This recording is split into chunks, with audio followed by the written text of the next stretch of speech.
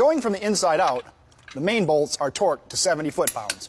To finish up the crank install, we need to prep the rear main seal retainer. A little bit of Loctite on the bolts threads and some silicone on the side seals. It's ready to go in. After easing it into place, we can lock it down by torquing it to 30 foot-pounds.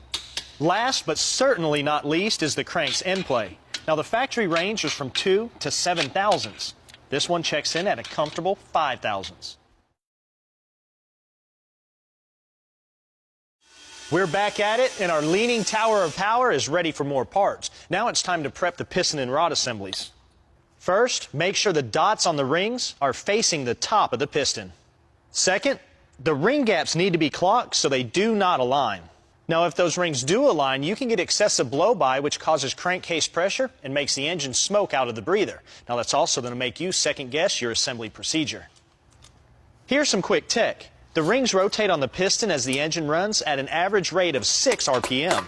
That's caused by the crosshatch angle in the cylinder. Now, a piston ring is unique in that it is a reciprocating seal, so it must move freely, independent of the piston, to operate properly. These are stock replacement cast pistons from Sealed Power that are for a 40 thousandths overbore. Now, the ring pack is also from Sealed Power and is a stock configuration.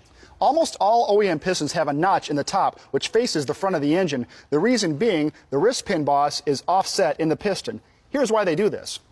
Offsetting the wrist pin towards the major thrust side of the engine keeps the piston from making noise on cold startup.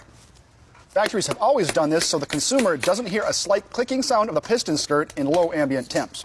The rods are riding on King non-coated bearings and will be torqued to 40 foot-pounds using extreme pressure lube. Now it's time for the solid flat tappet bump stick from Comp Cams.